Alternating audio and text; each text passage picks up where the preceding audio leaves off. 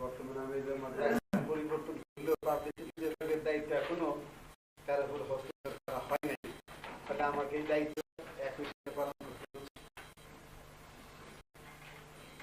সাংবাদিক বন্ধুগণ, আসসালামু আলাইকুম। আপনারা পত্র পত্রিকায় দেখেছেন যে পিরোজপুরে জামাত ইসলামী বাংলাদেশ জেলা অফিস আওয়ামী লীগের কিছু দুষ্কৃতকারীরাই করেছে বলে সকলে অনুভব করছেন। তার আগে পরে ঘটনা সে প্রমাণ বহন করে এবং একটা শুধু সমাবেশ করে কিছু বক্তব্য বিস্তৃত আকারে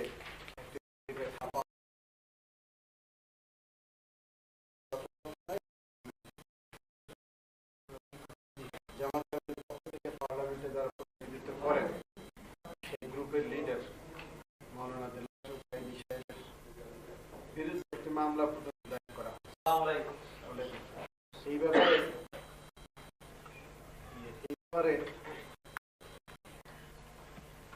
এই ব্যাপারে তিনি তার পূর্ণ বক্তব্য আপনাদের সামনে পেশ করার জন্য আজ আপনাদের দেওয়া হয়েছে।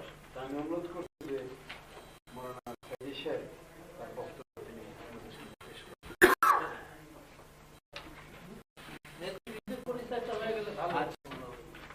একদম বাম দিকে বসা আছেন পিরোজপুর জেলা আমির জনাব মোহাম্মদ তোফাজ্জল হোসেন।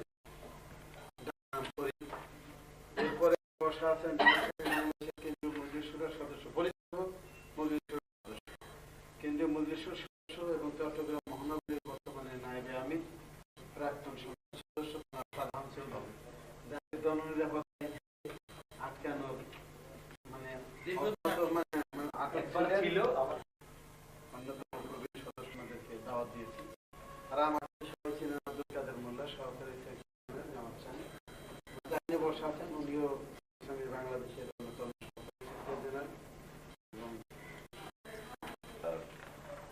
কনফারেন্স করা হয় তেমন একটা সাধারণত পার্টির পক্ষ থেকে পার্টি প্রধান অনুরাগী প্রধান, কিন্তু বিষয়টি আমার ব্যক্তিগত আমার নির্বাচনী এলাকা, সেখানে আমি সংগঠনের সিদ্ধান্ত অনুযায়ী বাধ্য হয়েছি আপনাদের আপনাদেরকে বিষয়টি জানাবো।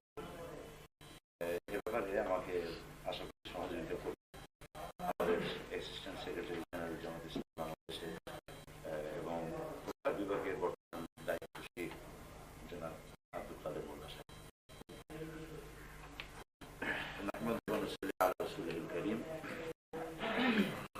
প্রিয় সাংবাদিক বন্ধু, আসসালামু আলাইকুম ওয়া রাহমাতুল্লাহ।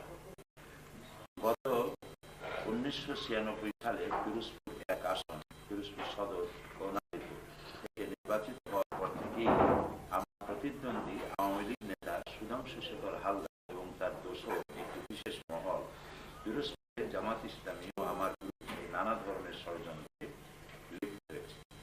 এই মহলটির প্ররোচনায় গত 21 জানুয়ারি গভীর রাতে আওয়ামী লীগের সশস্ত্র সন্ত্রাসীরা পিরোজপুর জেলা জামাত ইসলামের অফিসে হামলা চালিয়ে অগ্নিসংযোগ করে ভবনটি সম্পূর্ণরূপে ভস্মীভূত করে।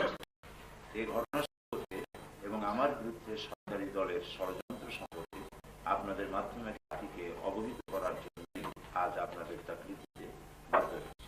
সাংবাদিক বন্ধু, প্রথমেই আমি গত 21 জানুয়ারি দিবাগত গভীর রাতে পিরোজপুর জেলা জামাত ইসলামের কার্যালয়ে আওয়ামী লীগের সশস্ত্র সন্ত্রাসীদের হামলা অগ্নিসংযোগের ঘটনার তীব্র নিন্দা ও প্রতিবাদ জানাচ্ছি। আওয়ামী লীগের সশস্ত্র সন্ত্রাসীরা জেলা জামাত ইসলামের অফিসে হামলা চালিয়ে অগ্নিসংযোগ করেই শান্ত হয়নি, উপরন্ত ভবনে রক্ষিত পবিত্র কোরআন হাদিস ও ইসলামী সাহিত্য অফিসের চেয়ার টেবিল আসবাবপত্র চারটি আলমারি সহ কয়েক লক্ষ টাকার সহায় সম্পদ বিনষ্ট করেছে। উল্লেখ্য যে গত 20 জানুয়ারি আওয়ামী লীগ নেতা সুধাংশু শেখর হালদার ও চণ্ডীচরণ পালের নেতৃত্বে পিরোজপুর শহরে আওয়ামী লীগের একটি বিক্ষোভ মিছিল করা হয় এবং মিছিল থেকে জামাত ইসলামী ও ইসলামী ছাত্র শিবির এবং আমার বিরুদ্ধে উস্কানিমূলক ও উত্তেজনাকর অশালীন প্রদান করা হয়। পিরোজপুরবাসীদের বিশ্বাস, মিছিলের উত্তেজনাকর ও উস্কানিমূলক স্লোগান উত্তেজিত হয়ে এবং সুধাংশু শেখর হালদারের প্ররোচনাতেই আওয়ামী লীগের সশস্ত্র সন্ত্রাসীরা গত 21শে জানুয়ারি দিবগত রাতে পিরোজপুর জেলা জামাত ইসলামের অফিসে হামলা চালিয়ে অগ্নিসংযোগ করে। এ ব্যাপারে পিরোজপুর জেলা জামাত ইসলামের পক্ষ থেকে পিরোজপুর সদর থানায় মামলা দায়ের করতে গেলে পুলিশ মামলা নিতে অপরগতা প্রকাশ করে। সুধাংশুশেখর হালদার সরকারি দলের প্রভাবশালী নেতা হওয়ার কারণে তার কোনো অন্যায় পদক্ষেপের বিরুদ্ধে আইনগত ব্যবস্থা নেওয়া সম্ভব হচ্ছে না। সাংবাদিক বন্ধুগণ, 1996 সালের নির্বাচনে আমি বিজয় লাভ করার পর থেকেই আওয়ামী লীগ নেতা সুধাংশুশেখর হালদার এবং আওয়ামী লীগ সরকার পিরোজপুর জেলা জামাত ইসলামী এবং আমার বিরুদ্ধে ষড়যন্ত্র শুরু করেছে। গত 21শে জানুয়ারি পিরোজপুর জেলা জামাত ইসলামের অফিসে হামলা ও অগ্নিসংযোগের ঘটনা ষড়যন্ত্রটি ধারাবাহিক। জাতীয় সংসদ নির্বাচনে পরাজিত হওয়ায় সুধাংশুশেখর হালদার এবং আওয়ামী লীগ সরকার এ পরাজয় মেনে নিতে পারেনি।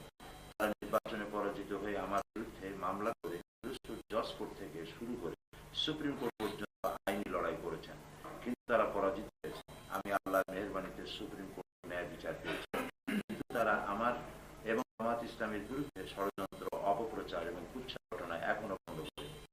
গত 12ই জুলাই চট্টগ্রামের বদ্দারহাটে সংঘটিত 8 খুনের ঘটনার পরে আওয়ামী লীগ সন্ত্রাসীরা পিরোজপুরে মিছিল করে জামাত ইসলামী, বাংলাদেশের সাবেক আমির অধ্যাপক গোলাম আজম এবং আমার বিরুদ্ধে উস্কানিমূলক, উত্তেজনাকর, সন্ত্রাসী ভাষায় স্লোগান প্রদান করে পরিস্থিতি উত্তপ্ত করে এবং আমাদের কুশপুত্তলিকা ছড়িয়ে দেয়। তারা নাজিরপুর থানা জামাত ইসলামীর আমির অধ্যাপক মুজিবুর রহমান এবং সেক্রেটারি জনাব আমিরুল ইসলামকে লাঞ্ছিত করে।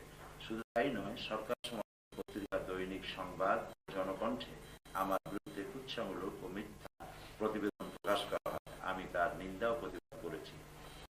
গত 18ই জানুয়ারি আমি পিরোজপুর জেলা জামাত ইসলামের কার্যালয়ে আয়োজিত এক সুধী সমাবেশে বক্তব্য রেখেছি। সুধী সমাবেশের পরের দিন 19শে জানুয়ারি দেখলাম যে আমার বক্তব্যের বরাত দিয়ে ওই দিনকার দৈনিক সংবাদে আমাদের যারা রাজাকার বলে তারা পিতার অবৈধ সন্তান শিরোনামে সম্পূর্ণ বানোয়াট একটি প্রতিবেদন ছাপা হয়েছে। এই প্রতিবেদনের অনুরূপ একটি প্রতিবেদন 20শে জানুয়ারি দৈনিক জনকণ্ঠ ছাপা হয়। সংবাদ ও জনকণ্ঠে প্রকাশিত প্রতিবেদন দুটি সম্পূর্ণ মিথ্যা ও বানোয়াট। এই প্রতিবেদন দেখার সাথে সাথে 20শে জানুয়ারি দৈনিক সংবাদের প্রতিবেদন এর প্রতিবাদ জানিয়েছি। যার বাক্য শব্দ আমি উচ্চারণ করি। সুধী সমাবেশে আমি যা বলেছি তা হলো 1971 সালে আমি রাজাকার ছিলাম। এ ব্যাপারে আমি জাতীয় সংসদে এবং পত্রিকায় একাধিকবার চ্যালেঞ্জ করেছি যে আমাকে রাজাকার বলে যদি কেউ তা প্রমাণ করতে পারে তাহলে স্বেচ্ছায় সরকারের সংসদ সদস্য পদ থেকে পদত্যাগ করব। আমার বক্তব্য সংসদে রেকর্ড হয়ে আছে। এসব স্পষ্ট বক্তব্য রাখার পরেও যারা আমাকে রাজাকার বলে তারা পিতার বৈধ সন্তান কিনা এ ব্যাপারে আমার সন্দেহ হয়। গতকাল 22শে জানুয়ারি দৈনিক প্রথম আলো পত্রিকার 12 পৃষ্ঠায় 8ম কলাম লালমনিরহাটে সাঈদীর বিরুদ্ধে সমন জারি শিরোনামে প্রকাশিত খবরে দেখলাম যে স্বাধীনতার বিরুদ্ধে মানহানি হওয়ার কথা বলার জন্য জামাত নেতা দেলোয়ার হোসেন সাঈদী অর্থাৎ আমার বিরুদ্ধে লালমনিরহাট ফৌজদারি আদালতে মামলা দায়ের করা হয়েছে। দৈনিক সংবাদে প্রকাশিত মিথ্যা খবরের উপর ভিত্তি করেই লালমনিরহাট জেলা আওয়ামী লীগের যুগ্ম সম্পাদক ও জেলা আইনজীবী সমিতির সাধারণ সম্পাদক অ্যাডভোকেট মতিউর রহমান আমার বিরুদ্ধে মামলা দায়ের করেছেন। খবরটি দেখে আমি বিস্মিত হয়েছি, এজন্য যে দৈনিক সংবাদের অসত্য খবরের ভিত্তিতে আমার বিরুদ্ধে মিথ্যা মামলা দায়ের করা হয়েছে। বিস্ময়কর ব্যাপার হলো যে আমি দৈনিক সংবাদের প্রকাশিত মিথ্যা খবরের প্রতিবাদ জানিয়েছি এবং তা দৈনিক সংবাদে প্রকাশিত হয়েছে, তারপরে আমার বিরুদ্ধে মিথ্যা মামলা দায়ের কিভাবে করা হয়েছে এটা একটা বড় প্রশ্ন। সাংবাদিক বন্ধুগণ, আওয়ামী সরকার ও আওয়ামী নেতাদের আমার বিরুদ্ধে ষড়যন্ত্র এখানে শেষ নয়। আমি নির্বাচিত সংসদ সদস্য পিরোজপুরের আমার নির্বাচনী এলাকায় কাজ করার জন্য কাজের বিনিময়ে এবং অন্যান্য সরকারি বরাদ্দ আমাকে না দিয়ে তা সুধাংশুশেখর হালদারের মাধ্যমে দলীয় লোকদের মধ্যে বিতরণ করা হচ্ছে। অথচ নির্বাচিত সংসদ সদস্য হিসাবে এলাকার উন্নয়ন ও জনগণের কল্যাণের জন্য সরকারের পক্ষ থেকে প্রদত্ত সকল আমার মাধ্যমে হওয়া বিধিসম্মত ছিল, কিন্তু সরকারের পক্ষ থেকে পাইনি। সাংবাদিক বন্ধু, আপনারা লক্ষ্য করেছেন যে দেশে যেখানে যা কিছু ঘটছে, যা কিছু ঘটে তার মধ্যেই সরকার জামাত ইসলামী, ইসলামী ছাত্র শিবির সহ ইসলামী আন্দোলনের তাদের ষড়যন্ত্র আবিষ্কার করে। গত 20শে জানুয়ারি পল্টন ময়দানে সিপিবির মহাসমাবেশে বোমা বিস্ফোরণের ঘটনা ঘটার সাথে সাথেই প্রধানমন্ত্রী শেখ হাসিনা, স্বরাষ্ট্রমন্ত্রী মোহাম্মদ নাসিম ও পানি সম্পদ মন্ত্রী জনাব আব্দুর রাজ্জাক কোন রকম তদন্ত বা সাক্ষ্য প্রমাণ ছাড়াই ঘোষণা করে দিলেন যে ঘটনার সাথে জামাত ইসলামী সহ মন্ত্রীরা জড়িত হয়েছে। ঘটনা ঘটার সাথে সাথে তাদের হীন ও রাজনৈতিক উদ্দেশ্য প্রণোদিত বক্তব্য প্রদান করা এ কথাই প্রতীয়মান হয় এই ঘটনার দায় দায়িত্ব জামাত ইসলামী সহ বিরোধী দলের উপর চাপিয়ে দিয়ে তাদের ইমেজ করার জন্য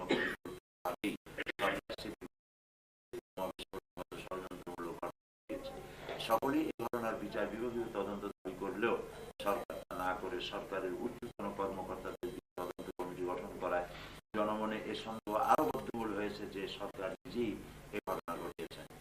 সরকারি দলের আচরণ দেখে মনে হয় যে জামাত ইসলামীর বিরুদ্ধে মিথ্যা অভিযোগ আনায়ন এবং জামাত ইসলামীর নেতাদের বিরুদ্ধে কুৎসা গেয়ে বেড়ানো সরকারের মজ্জাগত এক দুরারোগ্য ব্যাধিতে পরিণত হয়েছে বলে ষড়যন্ত্র করা থেকে বিরত থাকার জন্য আমি সরকারের প্রতি আহ্বান জানাচ্ছি।